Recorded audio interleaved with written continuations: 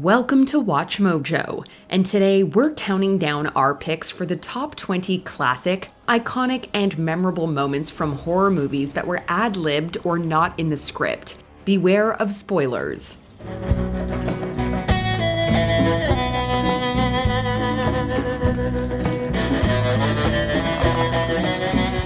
Number 20. Howie sees the Wicker Man. The Wicker Man.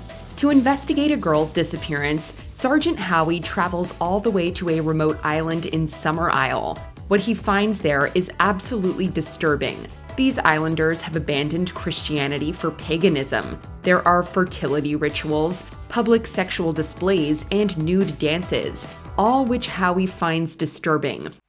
He's asleep. I don't like to use it on him, really.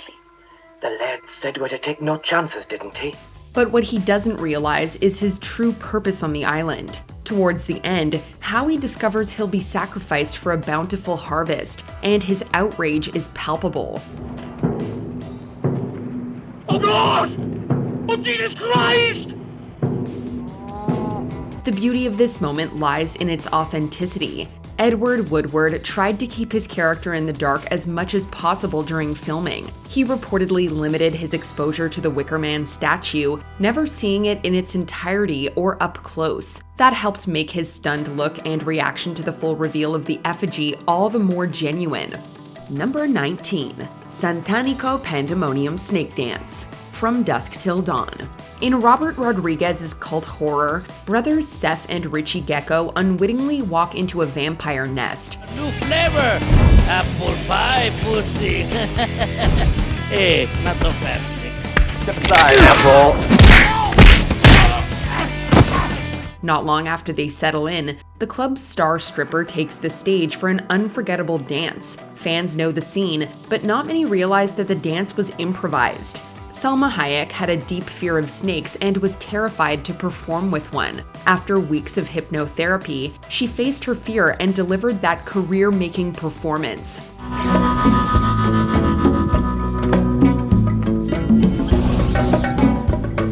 There was no choreographer, just Hayek locked in a hypnotic communication with the snake. She reportedly didn't even know about the reptile when she signed on. Left with no choice, she leaned into the moment, channeled her inner power, and created one of cinema's most iconic dances. Number 18. The Helicopter Crash. Attack of the Killer Tomatoes. This parody film plays on the idea of tomatoes revolting against humans.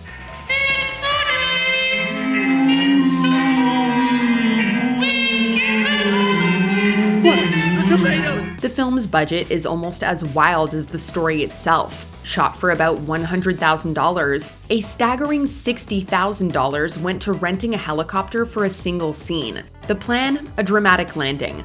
What did they get? A real crash. It happens during a field showdown between cops and killer tomatoes. A helicopter swoops in, spins out of control, and crashes behind the actors. The crew kept rolling, and that jaw-dropping incident stayed in the final cut. My God, did you see that? A tornado flew right into us. You didn't see anything. You didn't hear anything. The pilot's still in there. Forget about the pilot. Amazingly, no one got seriously hurt, and that moment turned an already ridiculous film into a filmmaking legend. Now the scene's both scary and hilarious once you know how badly things could have gone. Number 17. The Ending. Witchfinder General. This 1968 folk horror film features a truly brutal ending. Matthew Hopkins, a so-called witchfinder, is hacked to death by Richard Marshall, enraged at Hopkins' treatment of his fiancée Sarah.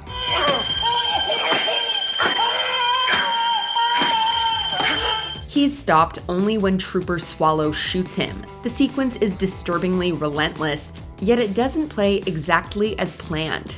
Originally, Trooper Swallow was meant to shoot both Hopkins and Marshall, ending the carnage. The problem? In the previous shot, he had only one pistol, making that impossible without breaking continuity. Instead, the film ends with Hopkins slain, Marshall losing it, and Sarah screaming.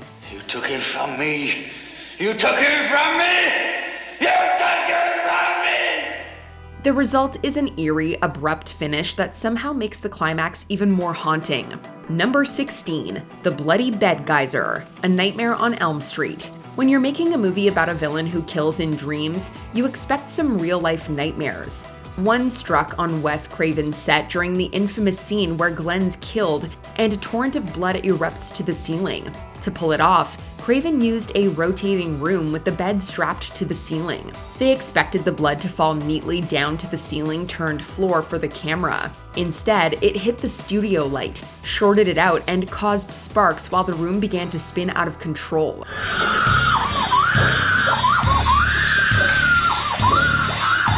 Crew members got drenched, equipment got soaked, but the chaos created a swirling, dreamlike effect. Yep, that happy incident turned production error into one of horror's most unforgettable shots.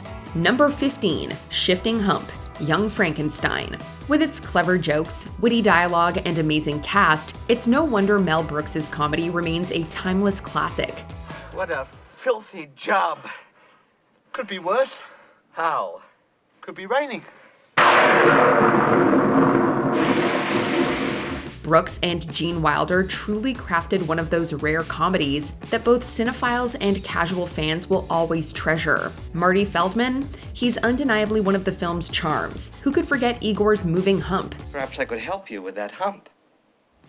What hump? The best part? It wasn't even scripted. Feldman brought his own mischief to the set by constantly moving the hump without anyone noticing. When the crew caught on, it was worked into the script. Remember the scene where Frankenstein notices the hump has moved to another side of his shoulder? Yeah, it's especially funny because Feldman acts totally clueless about it. Didn't you used to have that on the other side? What? Your, Oh, never mind. Number 14, mostly improvised, Wreck. Watching Wreck unfold from the first-person perspective is terrifying enough. It feels like you're trapped in the building with the rest of the characters.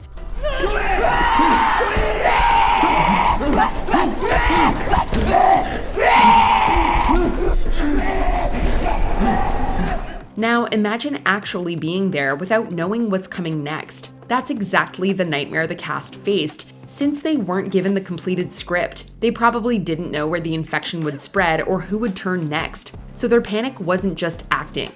Con la llave. Con la llave. El presidente tiene la llave de todo. ¿Dónde?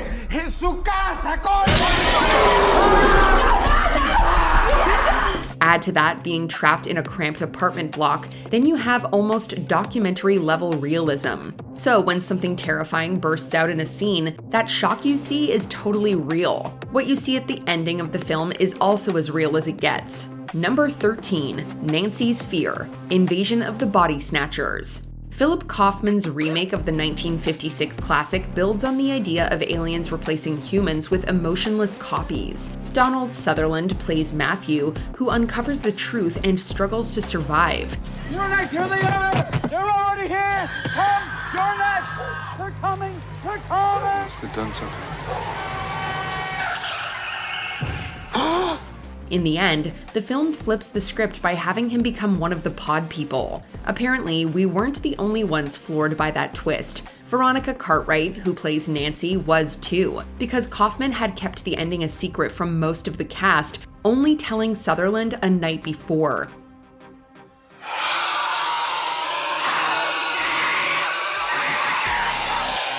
According to Kaufman, he wasn't even sure Cartwright knew. So when Matthew points and lets out an eerie scream, Nancy's shock is completely real.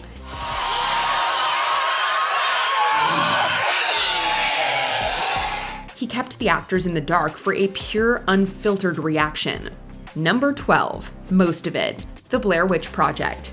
To create a film where the fear doesn't feel acted, Daniel Myrick and Eduardo Sanchez gave actors the bare bones of the story. Right from the audition, actors knew most of the film would be improvised. Instead of a traditional script, they got instructions hidden in film canisters at GPS-marked locations. At night, the crew amped up the tension by orchestrating strange noises to spook these actors.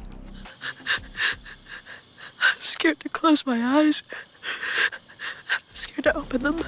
Alone in the woods with only cryptic messages as their guidelines, the actors were probably never fully sure what was real. Some actors were even real townspeople, others were planted actors. but the main cast didn't know who was who. So what you see on screen is genuine fear, captured in the moment, and it's utterly unbelievable.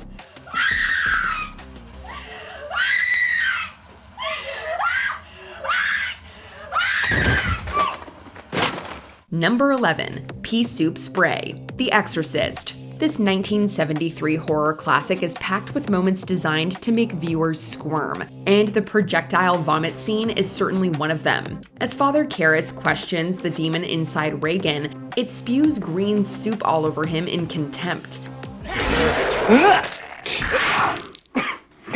Here's an interesting detail that might change the way you view this scene. The projectile vomit didn't go as planned. The plan was for it to hit Jason Miller's chest, which was what happened during rehearsals. While shooting the scene, due to a malfunction, the vomit spilled all over Miller's face and mouth, so that disgusted look mixed with anger you see on Karras' face is genuine.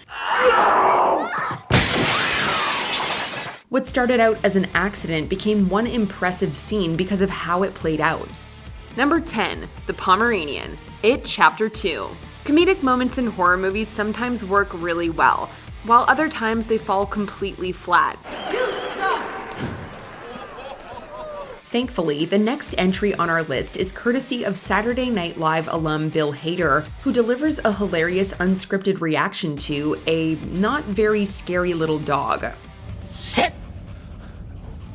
He did it. The sequence occurs when Hader and co-star James Ransone are looking at 3 devilishly trapped doors from Pennywise the Clown. First, the scary jump happens and the actor responds according to the script, then a cute little Pomeranian appears. A callback to a joke Hader's Richie Tozier made earlier in the film, and the jokes start to fly. The actors' reactions to the dog were improvised so as to make the humor feel authentic, and we think it totally works. That's a good boy. That's actually super cute. That's a good boy. Hey, baby. Good boy.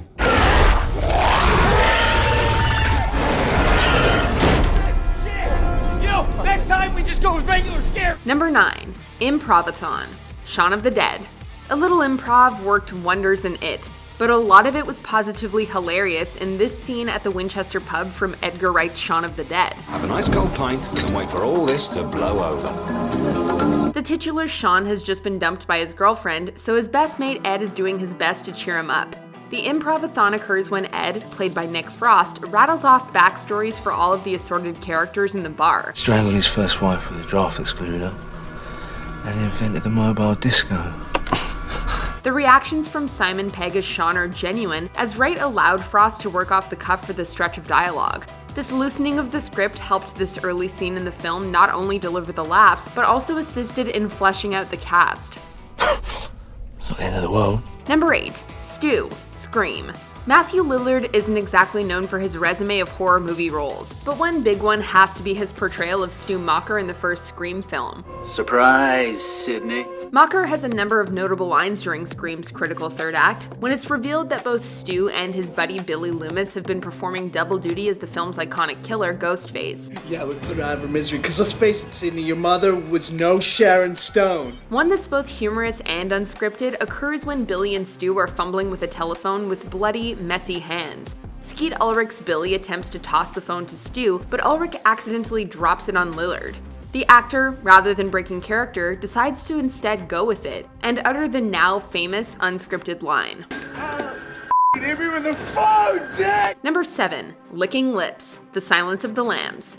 Sure, we can debate until the cows come home as to whether or not The Silence of the Lambs was a horror film or a thrilling crime procedural. But one thing's for sure, Sir Anthony Hopkins' performance as Dr. Hannibal Lecter is absolutely terrifying. Apparently, Lewis had murdered a transient and done things with the skin. The brilliant cannibal killer installed himself almost immediately into the annals of horror with his speech about eating liver with fava beans and a nice Chianti. But did you know that the not-so-good doctor's quick intake of breath and licking of his lips wasn't in the script? I ate his liver with some fava beans and a nice Chianti. The act is sudden, unnerving, and performed off the cuff, but it adds so much menace to the Lecter character to the point where we can't imagine the scene without it. You fly back to school now, little Starling. Fly, fly, fly. Fly, fly, Number 6. Jesus Wept. Hellraiser. The box. You opened it. We came. Andrew Robinson's career as a character actor has been full of iconic and memorable roles, but he was pulling double duty on Hellraiser, playing both nice guy dad Larry Cotton and a later version of his sleazeball brother Frank. God knows, I don't really understand myself. Robinson's ability to move back and forth between personality extremes serves the movie well, particularly when Frank, now wearing his dead brother's skin, is caught by the Cenobites after a trap is laid by his niece Kirsty. Frank's final line in the script was a generic expletive, but Robinson instead decided to go biblical, uttering this verse. Jesus wept. Number 5. Laurie's Song, Halloween. Sometimes it's all about the little things. Laurie, what's the boogeyman? Jamie Lee Curtis's Laurie Strode sings an improvised song to herself early on in John Carpenter's 1978 horror classic. The song was composed on set as an unscripted piece by Curtis, Carpenter, and producer Deborah Hill, an otherwise innocuous little ditty that's an interesting character piece. I wish I had you all alone. What makes the song even cooler, however, was its callback in David Gordon Green's 2018 sequel. Green had a band compose and perform a version of that song to be used as a source cue during the scene when the father and son are returning from a hunting trip. Now that's what we call doing your homework. Is dance class that important to you? Yeah, it Get is. some more time in the woods, go hunting, fishing? On weekends, I'll do it with you, Dad. Like, I really love spending time with you, but right now, dancing is my thing, and it really hits me in the heart. Number 4. Piper's Pit, They Live. Rowdy Roddy Piper was a pro wrestling legend long before he appeared on the silver screen as a horror and action hero. There are no limits. It figures it would be something like this. That said, Piper's natural charisma and ability to ad-lib during wrestling promos translated well to the world of cinema, particularly with this iconic line from John Carpenter's 1988 cult hit. I have come here to chew bubblegum and kick ass. And I'm all out of bubblegum. Piper enters the bank wearing a fresh pair of alien sunglasses that enable him to see the hidden subliminal messages placed in the world around him. Then, cool as a cucumber, he busts out with this unscripted gem. Honestly, in the hands of anyone else, this line might have come across as hokey, but Piper's confidence ensures it hits another level of effortless cool. Number 3. Congratulations, it's a chestburster. Alien. Pop quiz. Which is better, Alien or Aliens? Trick question, they both rule, and feature some super memorable unscripted moments as well. That's it, man. Game over, man. It's game over. Bill Paxton's game over line as Private Hudson was the result of a little bit of character building from the actor, while the first film's iconic chestburster scene was something else entirely. The actors in question knew something was going to happen when the alien made its appearance, but they weren't told exactly how it was going to make its grand entrance. The first thing that I'm going to do when I get back is to get some decent food. Director Ridley Scott was determined to generate genuine reactions from his actors, and he got exactly that, particularly from Veronica Cartwright, who reportedly passed out after her horrified reaction was caught on camera for posterity. Number 2. Bigger Boat. Jaws. Making a movie is never easy, and making Jaws really wasn't easy for then fledgling director Steven Spielberg, who had yet to become the household name he is today. As a result, Spielberg often butted heads with producers David Brown and Richard Zanuck, who reportedly weren't particularly generous with funding for this troubled production. Fire, you son of a... Soon, a running gag was being joked about by cast and crew, ribbing Zanuck and Brown that they were gonna need a bigger boat. Roy Scheider liked the line so much that he tried to fit it in wherever he could, eventually finding that perfect sweet spot that we love to quote each and every time we watch the film. You're gonna need a bigger boat. Before we continue, be sure to subscribe to our channel and ring the bell to get notified about our latest videos. You have the option to be notified for occasional videos or all of them. If you're on your phone, make sure you go into your settings and switch on notifications. Number 1. It's hatchet time. The Shining. Stanley Kubrick was both famous and infamous for his perfectionist tendencies, an obsession that would often lead the director to require what felt like endless amounts of takes from his actors. The Shining was one of those films, an experience that reportedly pushed some of its cast, including Shelley Duvall, to the breaking point. Red rum! Red rum! Red rum! Speaking of breaking, the scene when Jack Nicholson's Jack Torrance smashes through a door to a cowering Duval featured one of horror's most quoted lines of all time. Of course, Nicholson was only quoting Ed McMahon's famous line from The Tonight Show starring Johnny Carson, but the decision was also unscripted and improvised, a happy accident within what's otherwise a dark and disturbing horror classic. Here's Johnny! Which of these unscripted moments is the most impressive? Let us know in the comments.